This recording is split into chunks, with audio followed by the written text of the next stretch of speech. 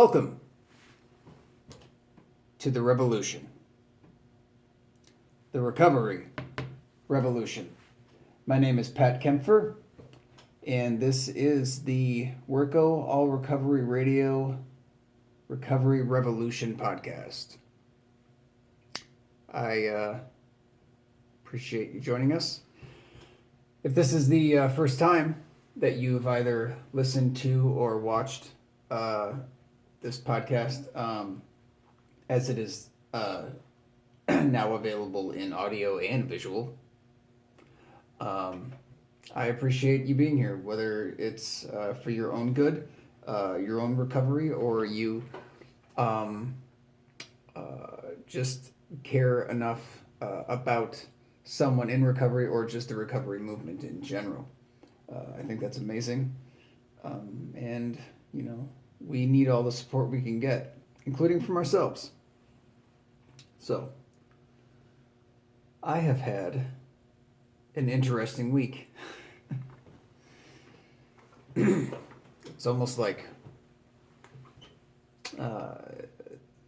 it's almost a little too crazy to just kind of lay on you, but I am confident that that all of you have, you know, seemingly survived everything in your lives up until this point. So I'm sure you can probably handle this too. It's a little weird, but such is life.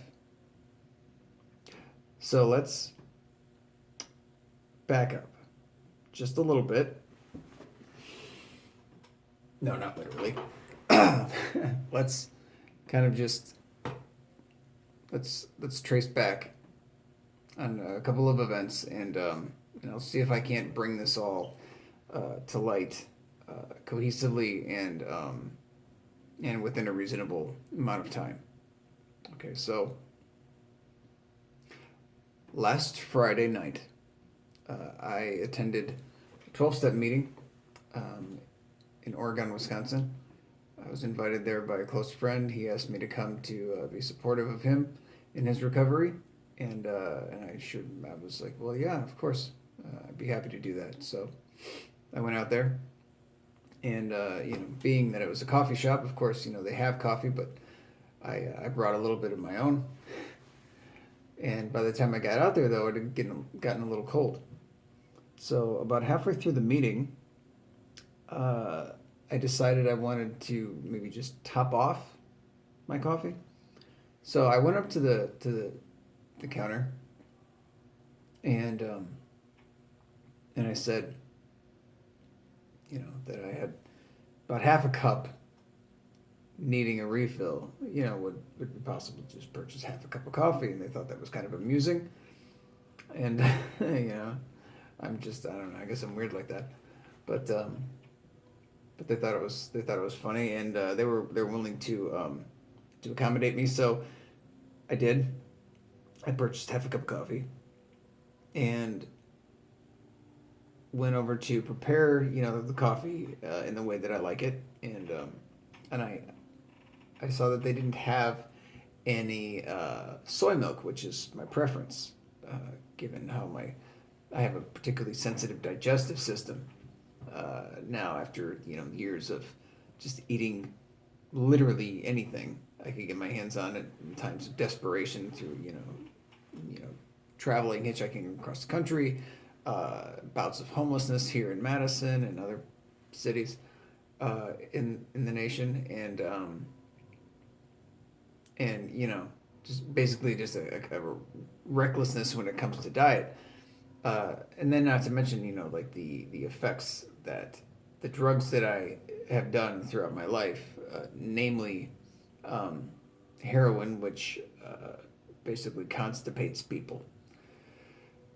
And then later consistent alcohol use, which, does almost the exact opposite. So, it's no wonder my my digestive system and bowels are so confused and just sort of upset with me.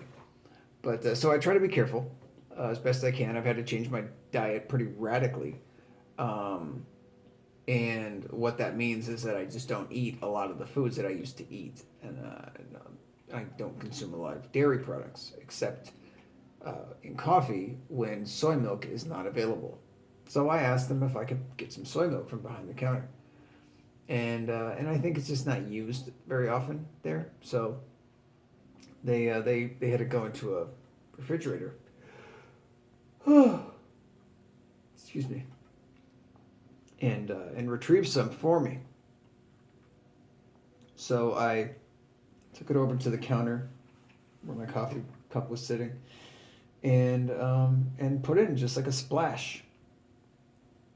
Well, suffice it to say that I knew immediately that this soy milk was maybe a little past its expiration.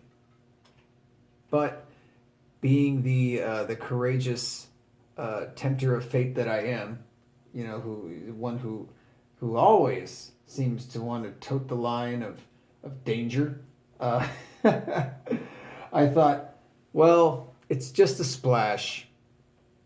What's the worst that could happen? Well, nothing happened right away, of course. I mixed it in and it seemed okay. Didn't taste too funny. Um, and then, went about my night. Later on, I was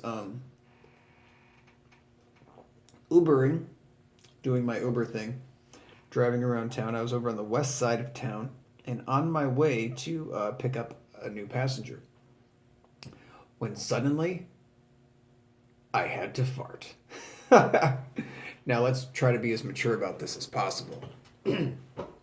As possible. But yes, I felt a pressure, and I'd been feeling some pressure kind of leading up to this, but this was like kind of a lot of pressure very suddenly, and I was like, oh my god, I really like like this is gonna be booming. I could just tell that this was gonna be an event, and God, I wish I had sound effects, but but yeah, I knew it was something. This was going to be really something. So I put my window down and I attempted to relieve this gaseous pressure, and I couldn't. It was, I mean, like it was difficult. Like there was some sort of like an obstruction, I guess you could say. And I was like, ugh, I had to really sort of bear down. I had to really push down with my diaphragm. And when I finally expelled the gas, and it was, I believe it was just gas. At first, I just believed it was just gas, but it was loud. It was very abrupt, and there was like a sharp pain that went with it. And then suddenly, I became very lightheaded, and I started to black out, and my body became very, very cold. And like even in my feet, I felt like as if maybe like I was like there was like a tingling sensation. Now, before I go on, you have to. This is where it becomes not so much a funny story anymore. You have to appreciate the fact that in the last year and a half, someone either very close to me or relatively close to me has perished as a result of either addiction or depression. Friends of mine, uh, new friends, and friends that I've known for years have been literally dropping off like flies as a result of either suicide, where people have just they succumb to the hopelessness that they've felt, and they give into that, and they take the action of abruptly ending their lives, or the reckless use of drugs with sort of the apathy attached that could kill them, and willing to take that chance And who knows, who's to say how many of them went with that direct intention. And then people who, maybe were just trying to just ease the pain of life, and were all too successful. There have also been those who, simply came to the end of their run, and it seemed rational and justifiable to see them go. Speaking specifically of my dog, Buddy, uh, who I had to put down just literally just over a year ago. In fact, it was just a year. The day before, it was just a year. The day before this episode, on Friday. So with all of that in mind, and when I say people have been dropping like flies, I mean I know that that's something people say often, in recovery when we're talking about the consistent demise of using addicts and whatnot. But I want you to understand that literally, on average, someone I know dies every 6 weeks. Now that is a startling average to be to be looking at. Um, I mean, if we were living, 150 years ago, or maybe even 100 years ago, this maybe would make sense. When people were still dying off because of a lot of the diseases that were common in this country. But since the use of like vaccines and antibacterial soaps, just sanitation in general, since the meat and dairy packing industry, obviously there's some irony with the dairy part there, but people are safer in so many ways. So to see such a drop off of human life is it's unbelievable, and it's been taking a serious toll on me, emotionally, psychologically, and also physically. Sleeping has become difficult. Eating is something that I have to. It's like, unless I'm like sitting down in a restaurant in that very specific environment, it's like I'm not like thinking about eating unless, unless like I get to the point where like I become like lightheaded almost, and like that's like my signal, like, oh, I gotta eat now, um, because abdominal discomfort is just sort of like a normal thing for me, just regardless.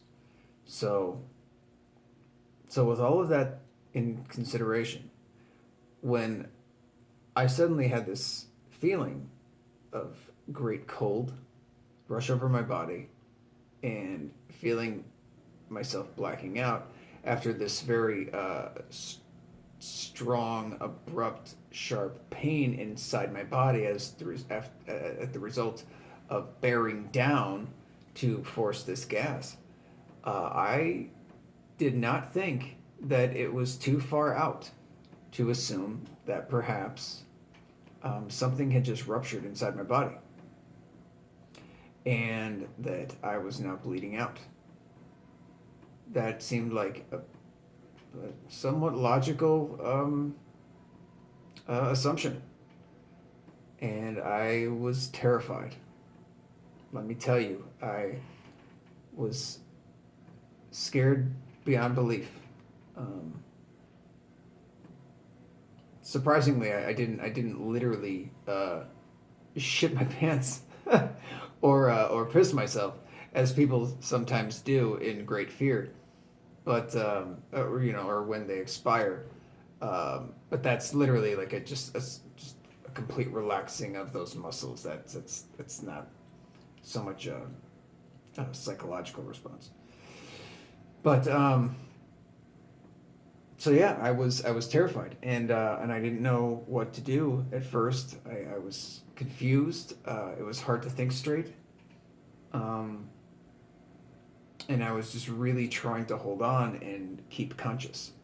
So the first thing I did, it sounds a little silly, but I canceled the ride I was going to pick up a passenger, like I said, and I canceled that ride, and then I called 911, and I got on the phone with them, and they're like, what's your location?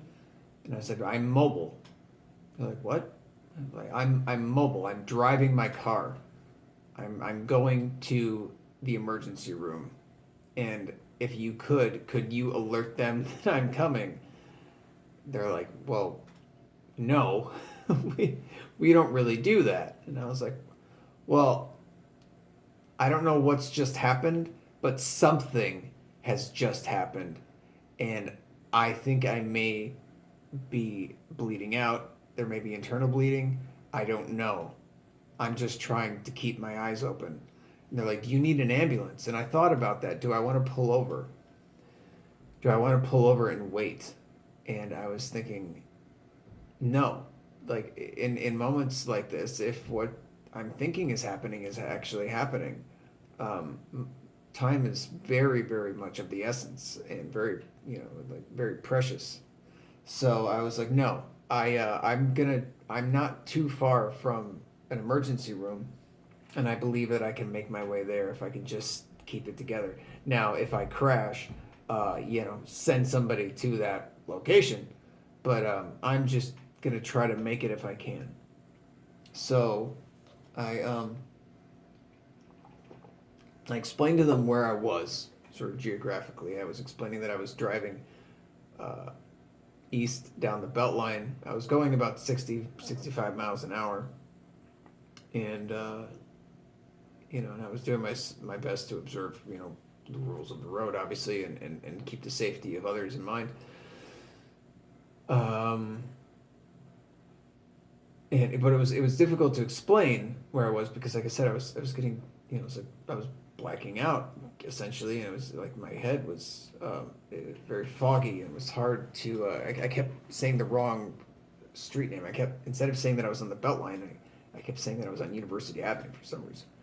I don't know why. But anyway, so I communicated to them that I wanted them to, like I said, alert the hospital, and they said they weren't able to do that, but they could connect me to the emergency room, to the hospital. So I was like, all right, let's do that then. So they did, and I explained to them, this is Pat Kempfer, and I've just suffered some sort of event. I'm in an emergent situation, and I am ambulatory currently, and I will be there soon. And they're like, I'm sorry, what? They were very confused. I'm like, my name is Pat Kemper, and I'm coming in there. I want you people to be ready when I get there, so that, like, you can help me, because I don't know what's going on. But I explained, it was like, that I had to fart, and it was difficult. And then when I did, like, I explained the situation, what I've experienced, and they're like, okay, well, you'll just come in then, Apparently, you can't call ahead and make a reservation at the emergency room. You can't, just call in on a Friday night and then show up and be like, hi, my name is Pat Kempfer. I believe you have a room for me. Like, that's not a thing. And maybe it's because my significant other was a paramedic, and I have the understanding that whenever she was going to the hospital with a patient, that they had to call ahead. That was mandatory, and it just seems like a good idea. Why not alert them and let them know, like, what's coming in through the door?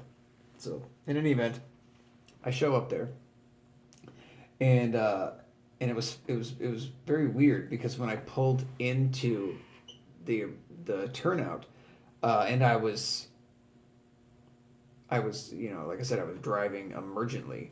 I came in pretty hot.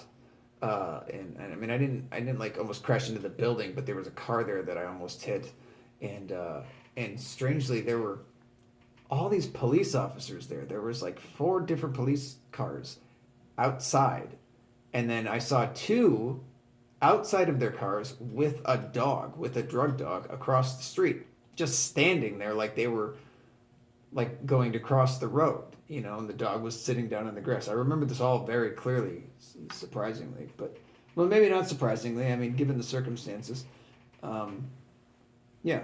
So I thought to myself, did they call the police because I called 911?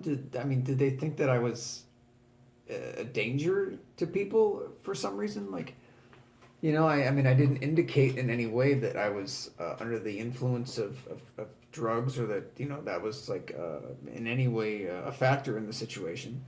I didn't inform them of any intention to harm other people or myself. Um, I don't know. I guess maybe I thought, like, did they just think it's just a good idea to include the police on every 911 call, which I don't think is a policy. But yeah, that was weird, and I was like, you know what, forget it. They take my car. I don't care. I'm not even going to talk to the people. I need to be in this building. So am trying to make my way into the door, and I'm sort of stumbling along. Like I said, I was almost passed out just moments before, so I'm very foggy, and like I said, my legs felt like jello-y, and and my stomach still hurt. So I get in through the door, and I come in, and I sort of put my hand down on the counter, and I said, "My name is Pat Kempfer. I was just on the phone with someone. I called and said that I was coming in. I have an emergency."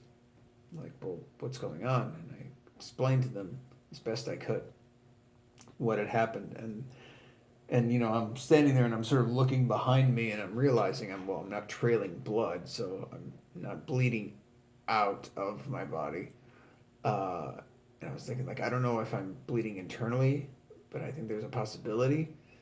And they're like, well, you don't seem to be, your color doesn't indicate that you're bleeding out, and I don't know if that's even something you can really see, or if this guy was just an idiot. But he told me to just have a seat, and I guess he was confident that if I were to fall on the floor, that they would triage me, and they would, have people there that would assess me immediately. But I was just like, okay, I guess I'll sit. So I sat down, and I was trying to keep it together, and I called my partner Laura, and it was very late, but I called her to well, one, because I felt like she would appreciate that, and two, because I was scared out of my mind, and moments ago I thought for sure that I was going to die on the road, if not like while driving, that just whatever was going on inside my body was going to was taking me out.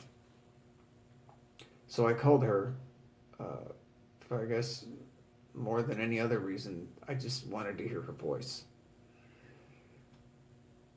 And by some strange set of circumstances, her phone happened to be not on silent as it would normally be when she was sleeping, and she was in fact not sleeping. She had still been up working on a project. And, wow, synchronicity at work again in my life. Go figure.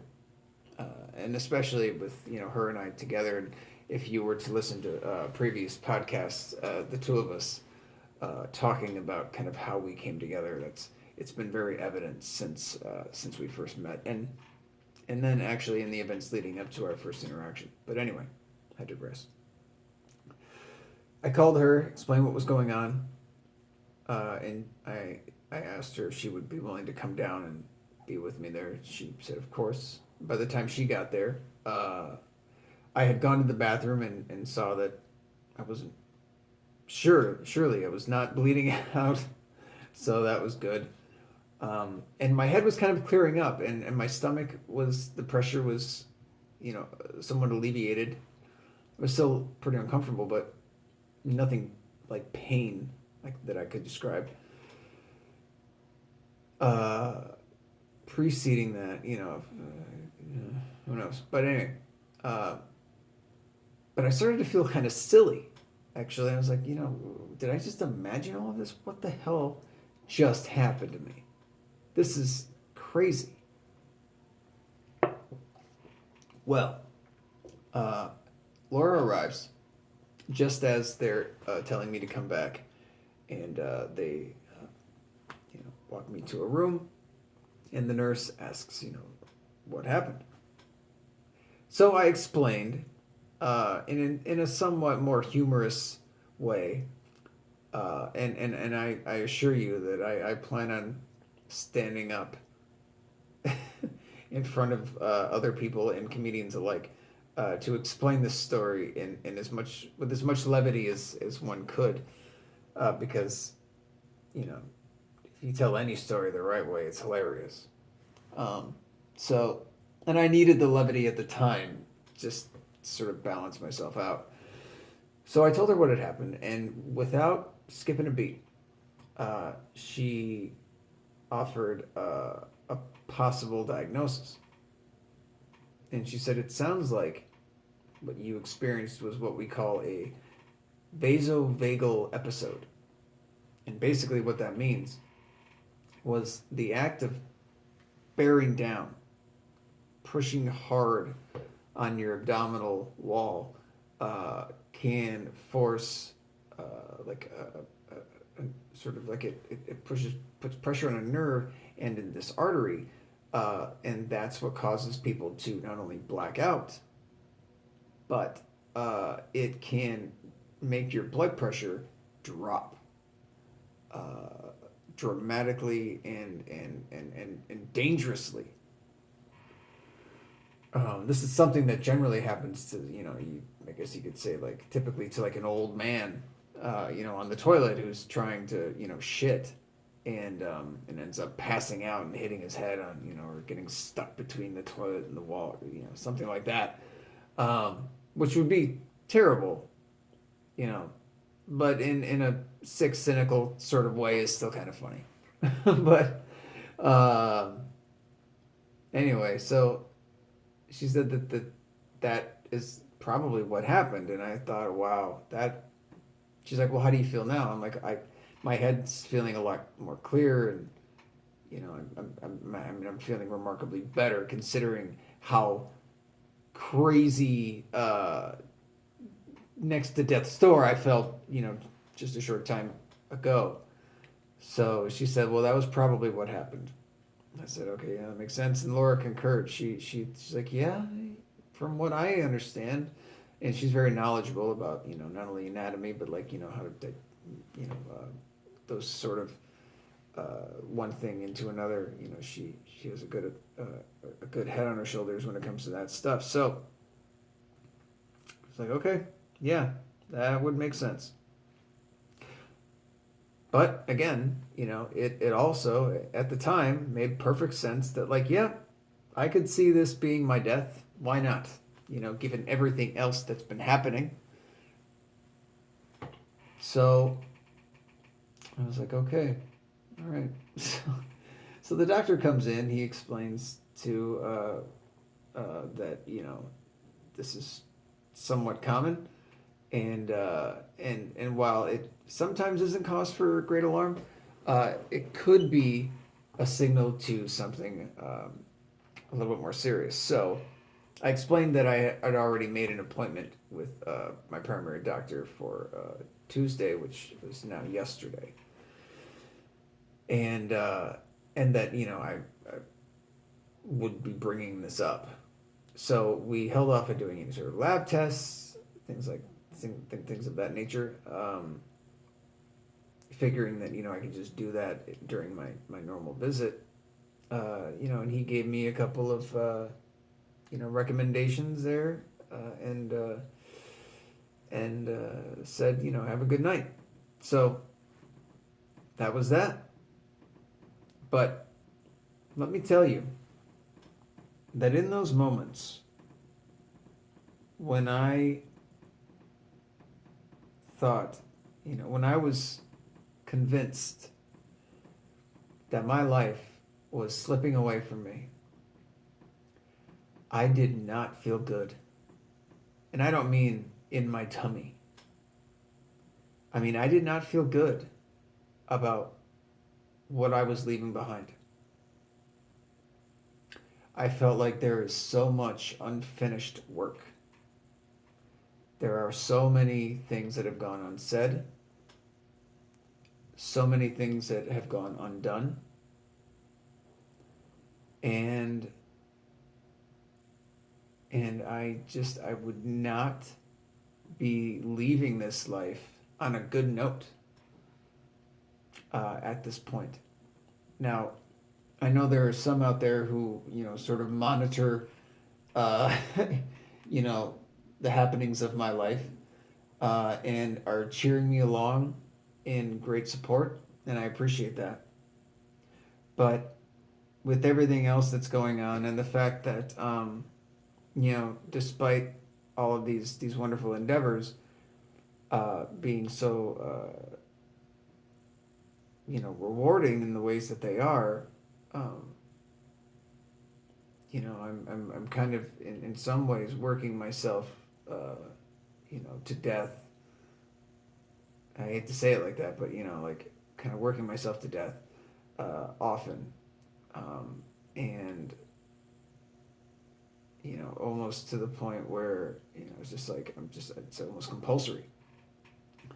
I want to put it out there that I want help, and I don't mean like I just need a lot of phone calls, people telling me again and again, like how much they care about me. I mean that's great. I get that a lot, and I appreciate that. Don't get me wrong. But what I mean is I want people to stand alongside me in these efforts that I put forth. I've been part of several different vehicles, if you will, of recovery that I've attempted to use to to uh, to transport as much of this positive, hopeful message as possible. Um, I feel like I may have just been redundant, but anyway. Um, but we have collegiate recovery programming, uh, known as Live Free, which has a presence at UW Madison as well as Madison College. There is a strong presence within the UW group, and a close circle of dedicated individuals in that. And I have been part of that group, but unable to really have the means to work within it in an effective way because I'm not a UW student. Um, it's at best, I can work as sort of like, just another helpful, a person of input. And I can take on certain tasks, but there's not really an avenue for me to really utilize my strengths. Um, so I've been trying to integrate collegiate recovery at Madison College, where I believe it is also very needed. However, Madison College does not have the kind of school spirit you could say that UW might have, or at least it doesn't have the construct to support that sort of thing. But that, I believe, doesn't matter. I think the fact is that there are people who are dealing with addiction related issues, not to mention mental health crises, as well as, behavioral disruptions. And I think that recovery being, I'm a person who supports all recovery, whether it's mental health, behavioral, substance use disorder, whatever. Um, I support all recovery, and I believe that there are ways to positively impact every person that's looking for assistance. Um, I've always said, there is help if only you ask. Well, also, if only it's available. Well, it is. And maybe people are asking, but somehow the lines are not coming, that it's not coming together. And and I think a lot of it is because I'm feeling like in some instances that I'm the only one, with this voice, trying to make the calls and deliver this message. So it's sort of like when I said, like it's sort of like a vehicle. Well, if I'm the only one in the vehicle, it's hard for me to deliver the message from all sides. Uh, so I need more people in that vehicle. Uh, Thankfully, a couple people who have been interested in the past with Live Free Madison College have contacted me, and they're willing to kind of reinvest themselves. That's very exciting. And while I was walking through the hall with one person, bumped into another who has yet to become involved, but has shown interest and said that he is also willing to come and meet with us this following Monday at our regular time when we have our all recovery meeting, which I'll just announce right now is 4:30 p.m. every Monday in the Student Development Office on the Truax campus. All you have to do is walk in that office, walk directly to your right. You don't have to check in. Just go directly to your right, and there is a door just past a couple of the cubicles, and you'll see it. Generally, it's wide open, propped open. It's a conference room. Just go in there, and that's usually where I would be at 4:30 on a Monday. And we have a format that we can follow, or we can just hang out and talk. And I would love to talk about some of the things that we could do there. I put together a Prezi. If you don't know what that is, I encourage you to look it up. Basically, it's a more fun and interactive PowerPoint, and it explains what collegiate recovery kind of is and how it can positively influence a college campus. What I would like to do is I would like to take that into classrooms. I would like to present it and show it to not only faculty but to the students, of course, the students who I think could definitely benefit from what we have to offer. And it would be linking them to other things in this community, because that's the key word, community, that could positively impact and benefit their lives, whether they're dealing with, like I said, things that are mental health related, whether it be anxiety, depression, which are very common in any hectic college schedule, or matters of PTSD, which a lot of people do, maybe don't even realize, deal with. Behavioral stuff, sex addiction, very common on college campuses. Gambling, I know that's whether we want to believe it or not. These fantasy football sites, that's gambling, and it can make a really negative impact on a person's life. Not to mention the fact that we have a couple of casinos not too far away. So, and scratch offs, like people can be addicted to that. Eating disorders. I myself, like I explained, have really some crazy issues with that, and sometimes could just really need some support. If that just means somebody saying, "Hey, you want to get a bite to eat?" and encouraging that, because that's a lot of what recovery is. It's encouraging positive behavior. It isn't just about let's talk about what we shouldn't do. It's talk about what we should do. Let's do this in place of, because you can't take away a poor behavior without putting in place something positive and expect that person to grow and live a healthy life.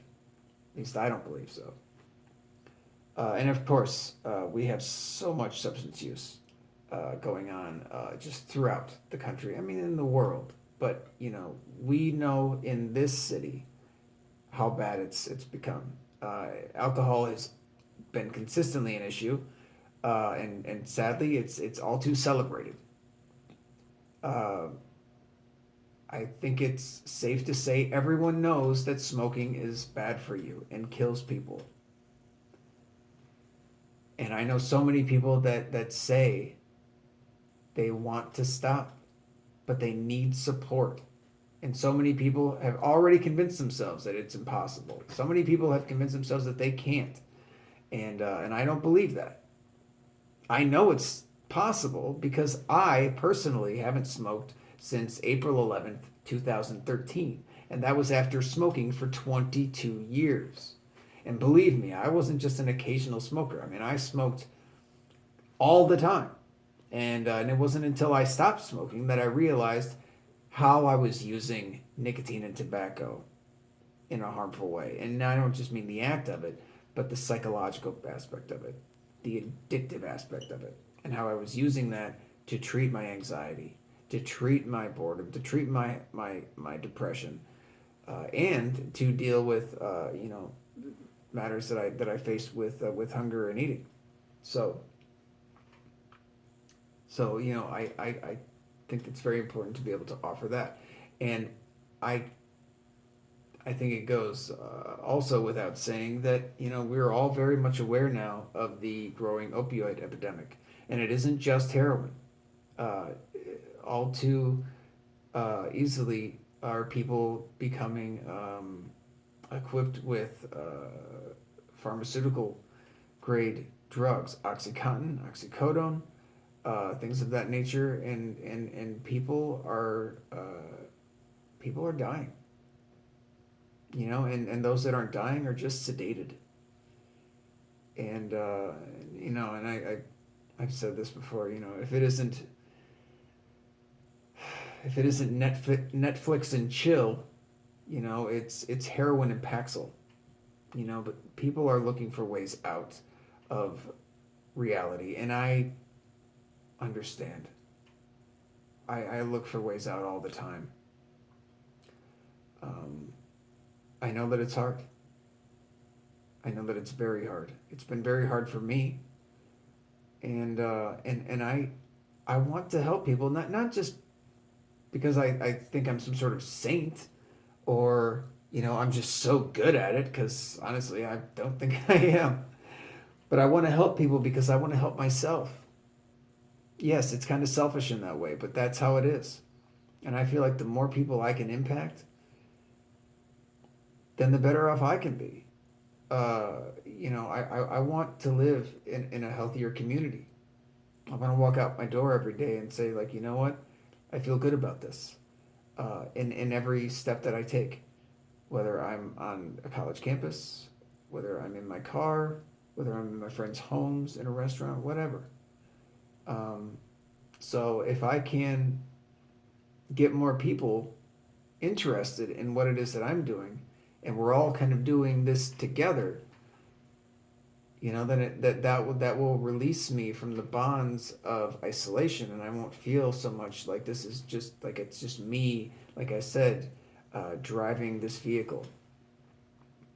Also, as I sit here in the Wirco Recovery Support Center, as you may notice, I'm the only one here, and I come here every Wednesday between 6 and 8 p.m.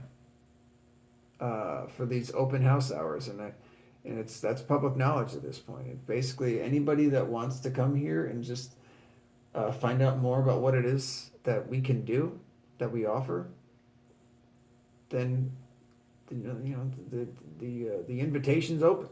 The door is open. Literally, it's open. People can walk in and they see this exit recovery. It's very clear. And I've invited people here, and I understand that it's hard. I understand that it's scary and it's difficult, and that people may have concerns, fears. But you're not gonna find what you're looking for unless you go looking for it. So that's that. And now I want to also explain that next week, April 6th, at 6 p.m. In this room right here, I'll be hosting a meeting geared toward the YPR Wisconsin chapter here in Madison. YPR is Young People in Recovery, which is a nationally recognized organization that has helped craft great models of community recovery programming. And we are able to, in this community, use those models and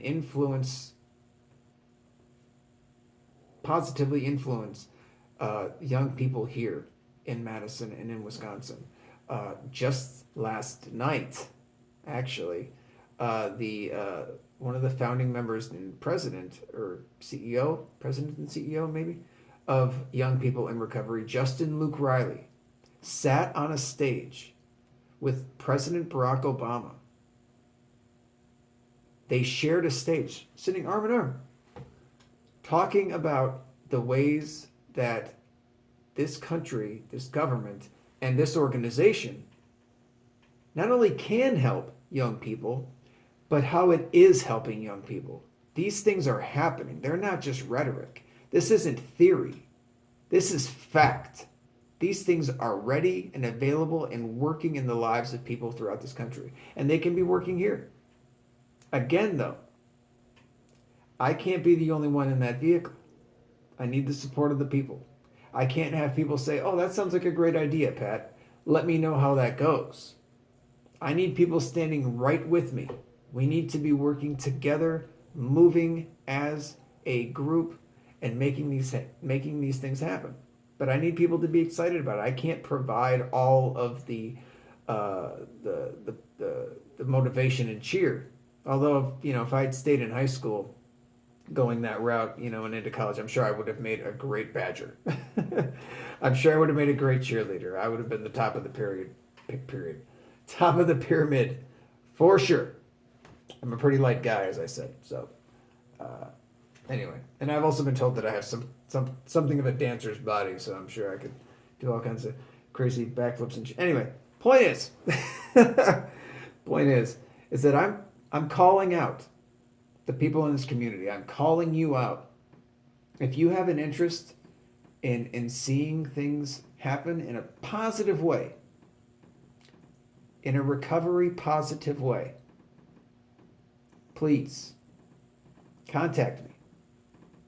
You can email me very easily at prkempfer@wirco.org. I'm sorry. Yes. Yeah, prkempfer@wirco.org. That's here. I'll make it very, very clear. That's it. Contact me there. And if you don't like email so much, you can call or text me. Or you can show up at this address on Wednesdays between 6 and 8 p.m. You can also come here on Thursdays between 6 and 7 p.m. and take part in our all recovery meeting, which, like I said, is open to all people looking for recovery in any way, shape, or form.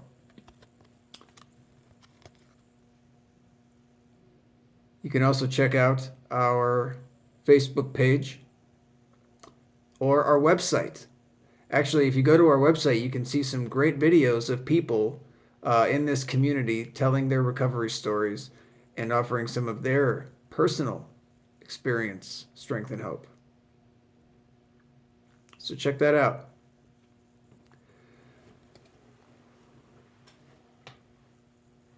Lastly, I'll say this.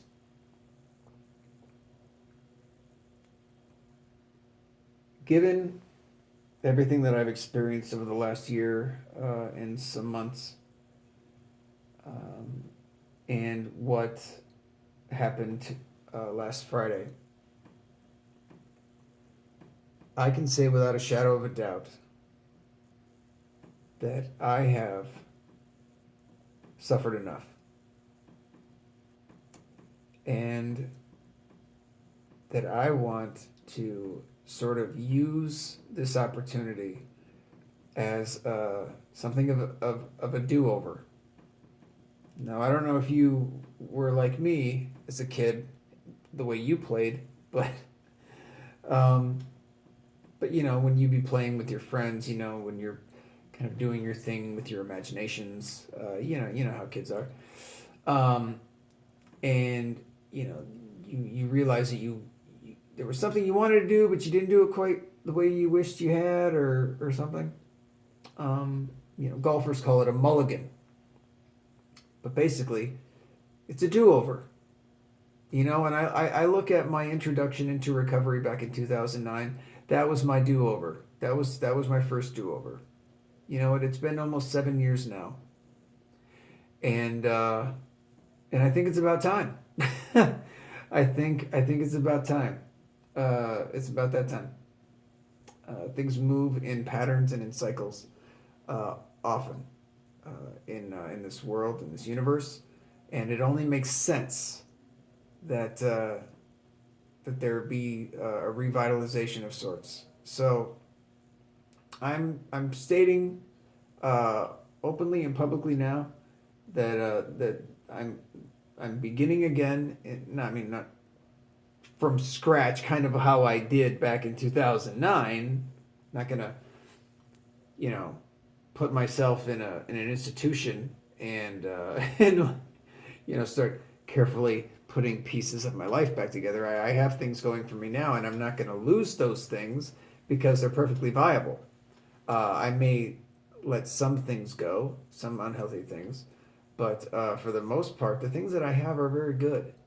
Um, I just I need to be able to work these things together more cohesively and in a positive way, in a healthy way that isn't destructive or tearing me down. Because even a good thing can be used in a harmful way. So I invite anybody who's interested in being a part of this recovery community. We we have a lot of work to do, but we can have a lot of fun, and there's so much that we can learn by doing it about ourselves, about each other, about humanity in general. I know a lot of people feel like have become so bad that we're beyond the point of reconstruction, that we're past the point of no return, and the people that are convinced of that, well, you know them, they're Trump supporters. Sorry, I don't mean to be political here so much, but I think that's kind of their angle. That's where they're at. And then there are people that are willing to vote for, Cruz or Kasich or, even Hillary Clinton, who are just, well, willing to, I don't know, I think they're basically just like, I think they also think that we're beyond the point of no return, but they're basically just like, just like, I'm happy just keeping my eyes closed, let me know when it's all over. And then there are those who still are hoping for a better tomorrow and who are still willing to put in the work to see that tomorrow happen. And you know who those people are. I don't have to tell you. I don't have to tell you who those people are. Because no doubt, if you are one of those people, you felt it. That burn. You felt that burn. Yeah, you felt that burn. So please, don't waste your time. April 5th. Go out. Find the place that you need to. Make sure you have the proper documentation. And vote. I'm not going to tell you who to vote for. I'm just going to say that there are some ways of doing this that could bring great good, and some that won't. And we have that choice. Same as in this community. There are some things that we can do that can bring us great good, and there are some things that won't. Well, I appreciate you taking the time to listen to me ramble. And I welcome you all back again next week. Until then, be well, stay safe, and live free. All right. Bye for now.